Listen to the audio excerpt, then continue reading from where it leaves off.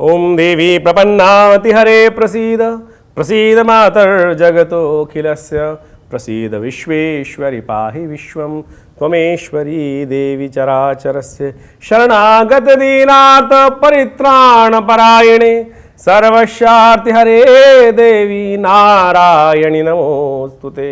नमस्कार, स्वागत है आपका हमारे इस खास कार्यक्रम में और हम आपके समक्ष उपस्थित हैं नवरात्र के शुभ अवसर पर कैसे भगवती को प्रसन्न करने का हम कार्य करें। नवस्वरूप तो हैं ही भगवती की आराधना करने के लिए, परंतु साथ साथ और भी विभिन्न स्वरूप हैं। शिवा देवी के निमित्त शिवा देवी, वैष्णवी देवी, विष्णु जी के निमित्त से जो धृत भगवती हुई वो वैष्णवी देवी, ऐसे विभिन्न स्वरूप हैं और समस्त जीवन में कल्याण करने वाली है, समस्त मनोरथों को सिद्ध करने वाली। आपकी आकांक्षा कम पड़ सकती है, लेकिन भगवती की वो जो कृपा की वर्षा है वो कम नहीं हो सकती कभी। तो इसलिए हमें केवल आवश्यकता है अपने व्रत को सही रूप से करने की।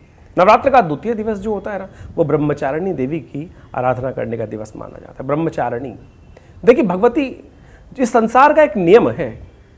हम सब चाहते हैं कि कुछ प्राप्त हो, अपनी मनोकामना सिद्धि के प्राप्त हो, लेकिन इस संसार का नियम है कि बिना प्रयास के, बिना कर्म के और सुदृढ़ भाव को रखते हुए संकल्प के साथ यदि कर्म करेंगे तभी कृपा प्राप्त होगी, तभी वो मार्ग आपका कट सकता है। नहीं तो मार्ग पे हम सब लोग कब तक चलें, कैसे चलें।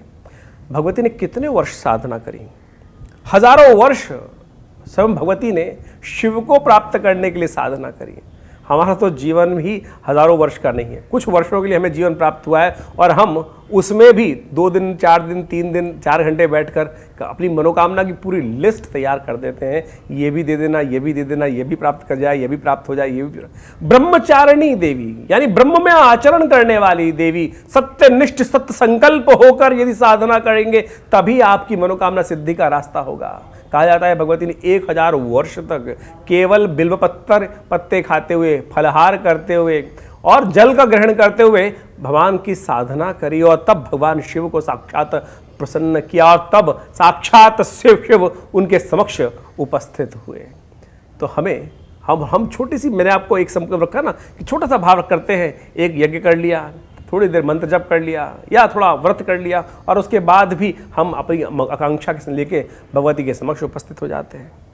तो कोशिश ये करें इस ब्रह्मचारिणी स्वरूप भगवती का ध्यान करते हुए, जिनके श्वेत वस्त्र धारण करती हैं, हाथ में कमंडल है और माला हाथ में ली हुई है, ऐसी भगवती ब्रह्मचारिणी, ब्रह्म में रत यानी खासतौर पर अपनी मनोकामना सिद्धि के लिए साधना में रत देवी का ध्यान करने का अवसर है।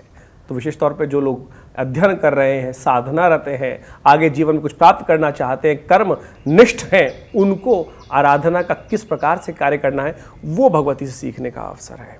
तो कोई भी मंत्र आप जप कर सकते हैं और व्रत का पालन करते हुए भगवती का ध्यान कर सकते हैं और सब सत्य माने आपके जीवन में कल्याण का मार्ग अवश्य उपस्थित होगा। माँ भगवती कृपा अवश्य उपस्थित। एक लोगों के मन में प्रश्न होता है कि कौन से मंत्र का जप करें। अरे किसी भी मंत्र का, जो आपके गुरु जी के द्वारा प्रदत्त मंत्र है उसका ही जप कर लीजिए।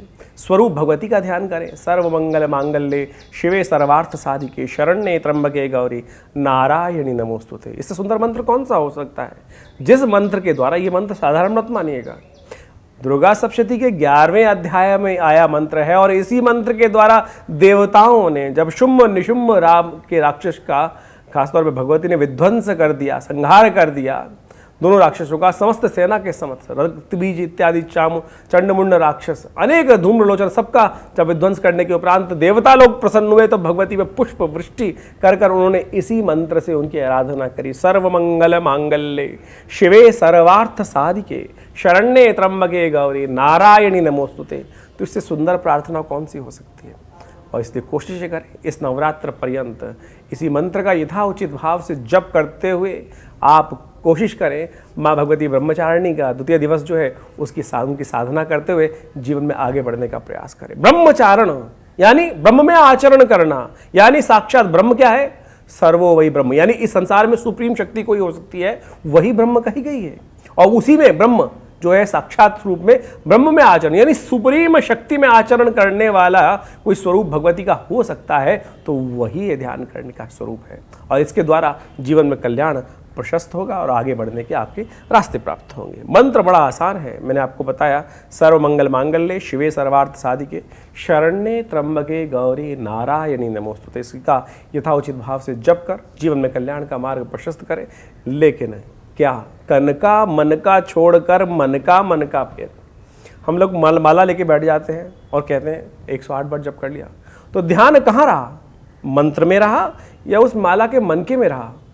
तो किसी साधु ने यही बात की ना, कन का मन का छोड़कर मन का फेर, तब जीवन में कल्याण का मार्ग प्रशस्त होगा। तो मैंने बड़े सुंदर तरीके से आपके समक्ष इस रहस्य को रखने का प्रयास किया।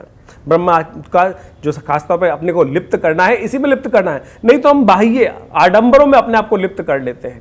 ये सुंदर व्यवस्था कर्मकांड के अनुसार से इतनी सामग्री, इतना ये, इतना वो, अरे कुछ भी आवश्यकता नहीं है। मन का राज्य है, मानस पूजा के द्वारा माँ भगवती की आराधना करने का आप प्रयास कीजिए। साक्षात शिव आपके समक्ष जैसे भगवती के समक्ष उपस्थित हुए, अवश्य उपस्थित होंगे। तो इस नवरात्र आपके जीवन में कल्याण का मार्ग प्रशस्त हो, माँ भगवती के सानिध्य में हम सब आराधना करें। और मैं दिल्ली में स्थित विवेकानंद योगाश्रम में हम भगवती की सानिध्य में रहकर यज्ञ भी करते हैं। और आप भी इस नवरात्र में हमारे इस आश्रम विवेकानंद योग आश्रम में स्थित आकर हमारे साथ यज्ञ कर सकते हैं, माँ भगवती का सानिध्य प्राप्त कर सकते हैं।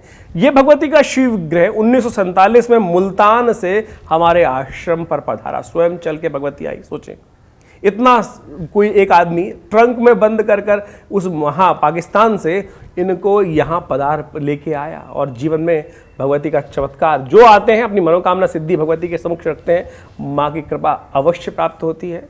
तो आप भी अपने जीवन में चमत्कार के निमित्त, कल्याण के निमित्त माँ भगवती के स्वरूप का ध्यान करते हुए उनके मंत्र का जप करें, यज्ञ में भाग लें, अवश्य जीवन में कल्याण का मार्ग प्रशस्त होगा। आप सबके जीवन में कल्याण हो, ऐसा आप सबको आशीर्वाद। और आपके जीवन में कोई भ्रम आपको परेशान कर रहा हो, भ्रम त्यागना सबसे पहला कर्तव्य है, और गुरु के द्वारा आपके पास जाकर ही उन भ्रमों का निवारण हो सकता है। तो मैं आपके साथ हूँ, मैं आचार्य डॉक्टर विक्रमादित्य आपके साथ हूँ। कोशिश करें हमारे इस वीडियो को आप जो भी आपके प्रश्न है उसके लिए भी भेज सकते हैं हमारे चैनल पर, हम आपके प्रश्नों का निदान देंगे। और आप हमारे चैनल को सब्सक्राइब भी कर लें, जैसे आगे आने वाले और भी हम वीडियोस जो बनाएंगे उसके अंदर बहुत सारी ऐसी बातें रखने वाले हैं कि जिसके द्वारा आपके मन में जो शंकाएँ हैं, जब तक शंका का निवारण नहीं होगा ना, तब तक भक्त आगे बढ़ नहीं सकता। क्योंकि भक्त हम जो है, हम सतयुग के भक्त तो है नहीं, हम तो इस कलयुग के भक्त हैं। हर पद पर मन में शंका उत्पन्न हो जाती है, और जब तक शंका का निवारण नहीं होगा तब तक हमारा आगे जीवन में वो शंका जो है ना, हमारे अंदर अनेक प्रकार के प्रश्न उत्पन्न करती रहेगी। तो उन शंकाओं का निवारण करने के लिए हमारे साथ जुड़े रहें हमारे इस चैनल पर। नमस्कार।